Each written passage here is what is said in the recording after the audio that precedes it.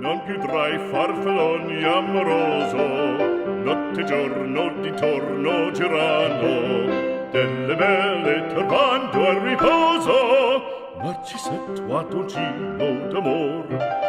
Delle belle turbando al riposo, Narcisetto a dolcino d'amor. Non più avrai questi bei panacchini. Well, ladies and gentlemen, welcome to the V4 Panigale. Feels a lot smaller than I'd expect. Yeah, it feels small bike. Oh, by the way, that's Matt. He's still on. Hello. He's still on. And we're going to have a wee chat about this. Oh, those brakes don't feel as good as I'd expect them to be. It's got a lovely little rasp to it.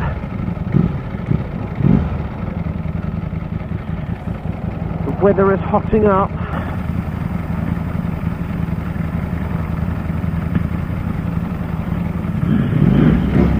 Oh, for Christ's sakes. I could have a birthday by the time I've... So, I've literally just pulled out. I'm 2 minutes on this bike, and a very initial thought. It feels quite lumpy, just because of the nature of it.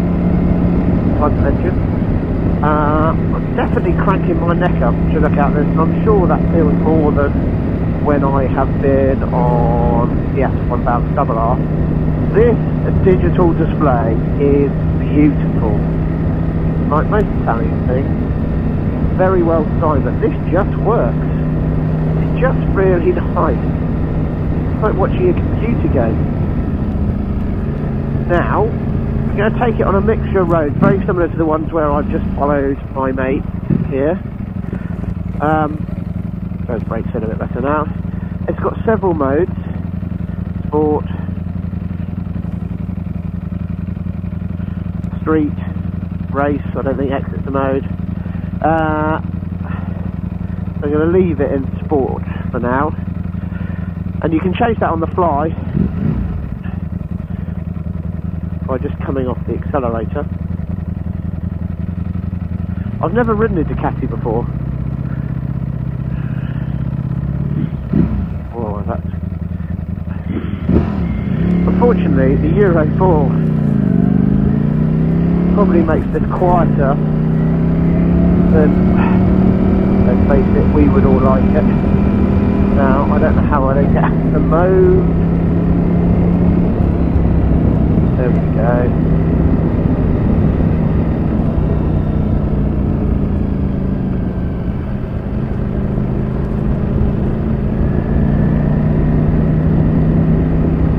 I could not have picked a better day for this.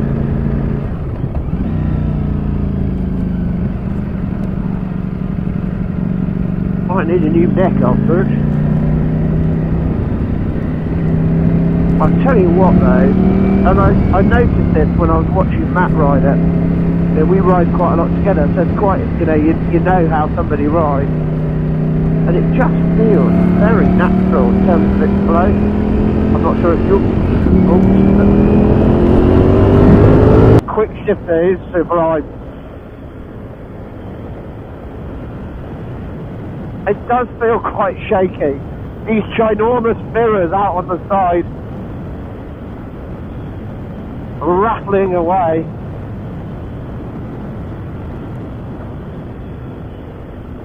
That there is the V4 Panigale, and first thing I noticed is firstly the shit sound quality from his headset, but secondly is there's like little holes in the back, like aeroflow through the rear part. He's got quite short legs, doesn't he?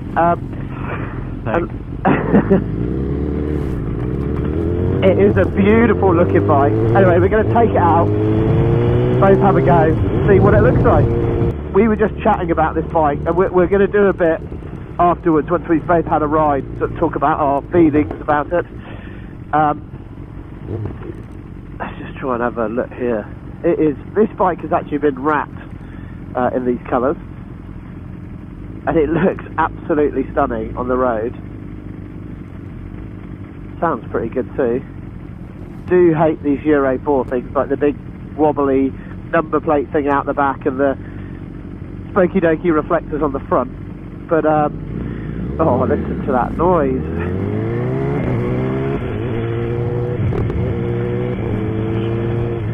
Quick shifter is superb. Better than mine, and mine's pretty good.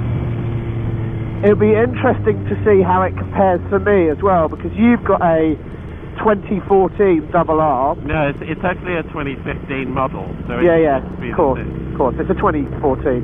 Show your face. So staying on. Which way did you say? Right, yeah. So he's got a 2014, which he's trying to upgrade to a 15 in his mind. And mine, in theory, is, I think, a slightly newer quick shifter, although a lot of the same things for the bike. I love the fact he's lent out but not even got the bike over. I know. I'm trying.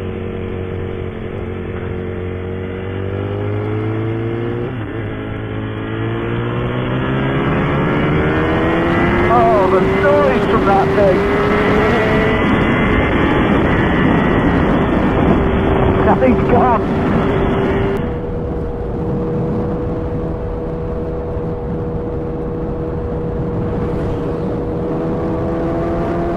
You put it in race mode and it turns into an animal. Okay guys, so here it is. We've been out for about 10 minutes. And I'll give you my reactions when I ride this bike.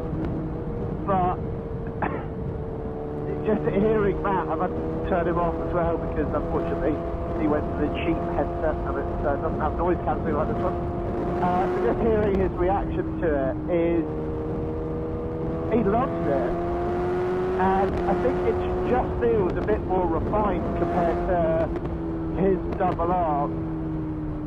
And we were just talking beforehand that, you know, BMW used to be the forefront of the electronics on bikes and how it managed it and how it made it work. Made it work, you know what I mean? Like, managed the engine and the ABS, traction and all that stuff. But Ducati have really stepped up with this bike, and it's a real step change for them. And for me, it's just stunning as well to have such a rideable bike. Well, as I'm told, as I said, I've never ridden it yet. And I haven't even ridden a Ducati before, so this is going to be, when I go out on it later, it's going to be a real change for me. Chance to try this out. He said the quick shifter is sublime on it. The interesting thing is what they've done as well is the old Panigale was, well, basically unrideable on the road in time. So for normal riding, slow like there's traffic or going through a town, it was just, everyone said it was hard work. Whereas what they've done with this one is some really clever stuff. So one bit is, when you go into town and it's doing town riding, it turns off to the cylinders. Makes it smoother, makes it easier to ride. I can't wait to get on it.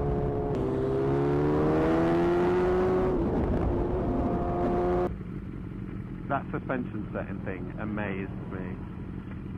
It looks beautiful. I love the aero through the lights.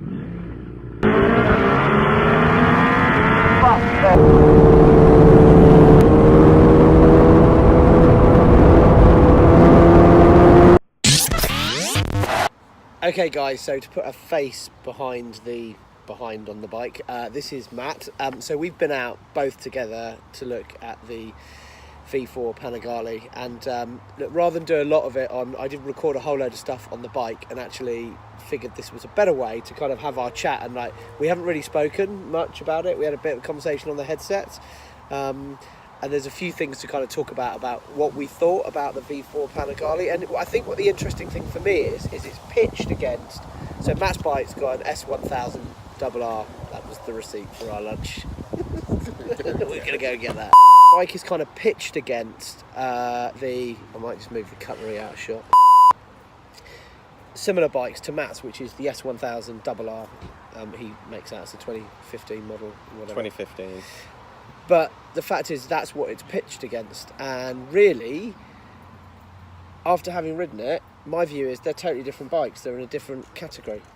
Yeah, I'd agree with that. So my idea on riding the bike was, is the Panigale S or V4S good enough? Is it that much more of a step than my bike to warrant A change. £25,000? Yeah, and this is another thing. Well, it's a good 10 grand, and that's at the basic, more than both our bikes, but actually it doesn't feel like £10,000-15,000 more of a bike than ours. I mean, things I loved about it, the suspension is, the dynamic suspension is amazing. The electronics on that bike are freaking brilliant. Right, and I just changed it. So it was quite enraged. It was quite like squirrely. It was like sliding around a bit. I was like, bloody hell, this is a bit hectic. Really bumping around on the thing. And so I pressed up on one of the modes, and it's just transformed, like touch of a button. It's changed completely. I can't remember if I caught this or not on the film, but like the stuff that BMW you've done up until now has really set the bar, and it feels like Ducati's kind of taken a breath and gone, hold on, we can do better than that. And they really have. And that also shows through with things like the digital display is brilliant. I got one thing that I think is really shit. What? The side stand. Oh, God, Neither of us could put it down. ridiculous. I had to get him to get off his bike and come and find the side stand. I mean, obviously I'm worried about dropping tiny little it. nodule about that big. That About 3 foot in front of you and hidden under the exhaust. that you have to try and get your foot on, and it's slippy, so you can't put the size. And bear in mind, Silly. we're on a borrowed £25,000 bike, so you don't want to risk falling over and No. dropping it.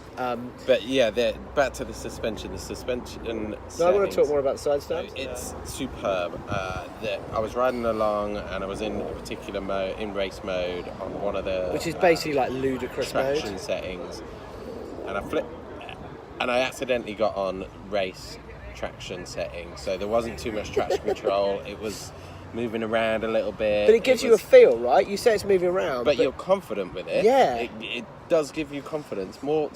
Definitely more confidence than I should have, because I'm. But even in any mode, that's on your confidence list. One thing we both said as soon as we jumped off is it just gives you oodles of confidence, and not like some bikes where it gives it to you and then it comes back and bites you. It supports you all the way. And to get on a 25 grand bike and be instantly confident of not dropping it. There was quite a big deposit to pay if we made any damage, so we were quite frankly worried about dropping it. Yeah, I've cancelled all my cards. Yeah. To get that, then it must be a good sign of a good bike if you get that confidence straight away. And as I was riding, I flipped it into another suspension setting mode, and it was instant. The transformation was instant. It's like it becomes several different bikes, It isn't was like a different motorbike. And even also some of the stuff they thought about with the electronics around in town, it shuts down 2 of the cylinders, and I think I mentioned this about 3 or 4 times in various other clips you'll see on this, but it just makes it really rideable in town. And the older bikes you just couldn't do that with. They just became these kind of so track focused. They've kind of thought about it. However, on that, and one of the reasons I say it doesn't match your bike or mine in terms of usability and flexibility is it doesn't have cruise control. And I know that's like these bikes aren't designed for that, but actually from my point of view is, we often go on long trips and you do get stuck on a long boring road and you want to give your arms a bit of a rest and kind of just stick it in cruise while you kind of just plough through some miles. And it's a bit of a pain on that. I found the stance as well, I got used to it after a while. It's a little bit more upright than your bike, I think. Yeah, ergonomics wise, my knees are more scrunched up on my bike, but for some reason my wrists hurt more on the V4, so I must have been leaning over more, or maybe just holding on too tight, I don't know. And it sounds like we're being negative, but we were both pumped when we back. In fact, actually, I'll tell you what happened. It's the first time we were talking without our headsets connected, and we connected like each time, and we were just both like, oh wow. And various other expletives. Like it is a really special bike. Like don't guess right, it's a really special bike. But to me, the kind of conclusive view would be it's a great weekend bike or track day bike. Weekend bike is what I meant. It's not as flexible as like the RR and the R, where I think you can use it for that, bang out down to the coast for the weekend, but you can also get on it and go to Europe and churn out some miles on that. And that's why I think to me, the R for me is one of the best bikes I've ever owned because it has that fun factor, but it's also really capable of all those other things. And I suppose I'm comparing it with what we've got, but it's not doing a bad job. It's doing the job it was meant to do, good job. And it's a freaking amazing bike. And the electronics, yeah. So, question for you. So, we both said it. It belongs on a track, really. It's a supremely capable track day bike that you can use on the road. Would you want to spend 25 grand on a bike and then perhaps throw it down the road on a track? Yeah, no, fair enough. Probably not. Oh, and it needs a new exhaust as well. Yeah, it's quiet, but that's It's a Euro bit quiet, thingy. yeah. And it's really hot. My bike gets hot too, so there's no difference. It's a sports bike, it gets hot. Yeah, I just found the airflow on it was quite bad, but then I get quite a lot of airflow, maybe too much. Yeah, I agree, but then like the roads we've just been on, so we've done a mix of like dual carriageways, country lanes, it kind of works. Sorry, that's right, it really works, and actually I really enjoyed it. And I was a bit apprehensive to start with, and then I started getting, well, extremely confident very quickly with it. And it was great. So I mean, you're not going to fall off this thing. It really does do a good job of we are not keeping making you- any disclaimers to support you if that should happen. That's your attitude before, yeah.